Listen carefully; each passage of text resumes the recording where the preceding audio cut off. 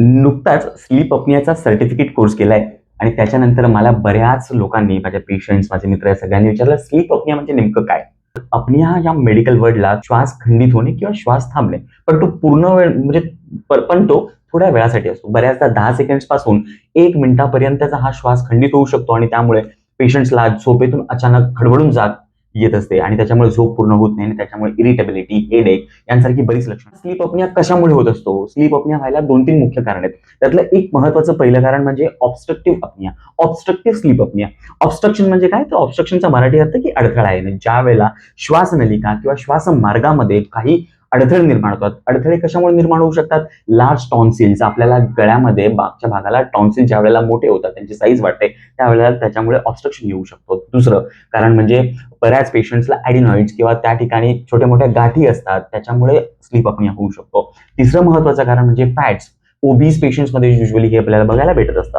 त्याच्यानंतर स्मोकिंग झालं, अल्कोहोल झालं, यांसारखी इतरही बरीच कारणं आहेत ज्यामुळे आपल्याला स्लीप अपनिया होत असतो. दुसरं महत्त्वाचं कारण जर सांगायचं झालं तर सेंट्रल स्लीप अपनिया, म्हणजे सेंट्रल म्हणजे आपल्या मेंदूद्वारे. बऱ्याच वेळेला आपला मेंदू आपल्या श्वास घेणाऱ्या मसल्सला एक सिग्नलच देत नाही की आपण श्वास घ्यायला पाहिजे. आपली श्वास प्रक्रिया ही ऑटोनॉमस असते.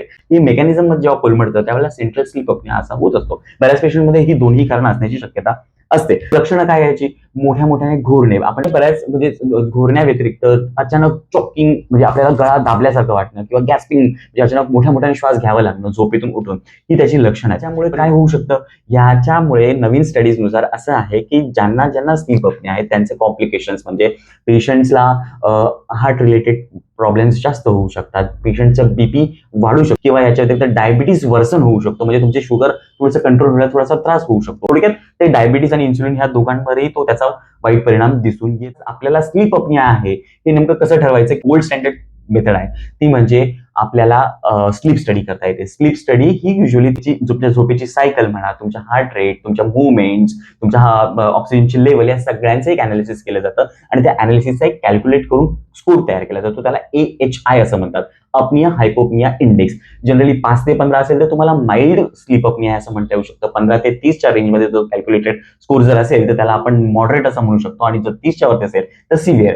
जर तुमच्या घरात कोणाला असा काही त्रास असेल ज्याला स्लीप अपनिया, तुम्ही ह्याला मी जर सांगितलेल्या सिम्पटम्स मध्ये रिलेट करत असाल तर नक्की तुम्ही स्लीप स्टडी करून घ्या. ट्रीटमेंट काय काय करता येतात? तर सगळ्यात गोल्ड स्टँडर्ड मेथड आहे CPAP, continuous positive airway pressure. म्हणजे काय? तुमचं ज्या वेळेला ऑब्स्ट्रक्शन जर असेल किंवा सेंट्रल जरी असेल तुमचा अपनिया, तरी सुद्धा तुमचा ऑक्सिजन, तुमचा हवेचा जो श्वास नलिका आहे, कंटिन्युअस प्रेशर देऊन आपल्याला तो मार्ग ओपन ठेवला जातो आणि त्याच्यामुळे तुम्हाला अडथळा निर्माण होत नाही आणि तुमचं ऑक्सिजन लेवल मेंटेन राहते आणि तुमची झोप मोडही होत नाही. हा एक आहे. दुसरं काय? तर सर्जिकल ट्रीटमेंट. सर्जिकल ट्रीटमेंट म्हणजे जसं टॉन्सिल्स असतील किंवा ॲडेनॉइड्स जसं म्हणालो की गाठी असतील तर ते काढण्यासाठी तुम्हाला त्याच्या सर्जिकल रिमूव्हल करता येऊ शकते. बऱ्याच पेशंटचा जॉ मध्ये बऱ्याचदा प्रॉब्लेम असतो, जॉ सर्जरीज केल्या तर, पण ते फार एकदम लास्ट स्टेप पर्यंत. म्हणजे तुम्हाला ह्या युजुअली बेसिक ज्या कारण असतील. आणि आणखी एक महत्त्वाचं कारण, जसं मी सांगितलं, फॅट्स, वेट लॉस केलं एक्सरसाइज करून किंवा तुमच्या बाकीच्या सगळ्या ह्या मेजर्स, डाएट कंट्रोल, एक्सरसाइज यांनी जर तुमचं वेट लॉस करत असाल तर डेफिनेटली तुम्हाला ह्या लक्षणांमध्ये चांगला परिणाम दिसून येतो, फायदा दिसून येतो आणि तुमचा स्लीप अपनिया कमी व्हायला मदत होतो. तुमची झोप चांगली होते, तुमची इरिटेबिलिटी कमी होते, हेडेक होणार नाही, तुम्हाला स्नोरिंग होणार नाही, यासारखे बरेच फायदे आहेत. जर तुम्हाला यांच्यापैकी कुठलंही लक्षण असेल तर तुम्ही कमेंटमध्ये नक्की सांगा, मी तुम्हाला त्याच्याबद्दल आणखी माहिती देईल. Thank you very much.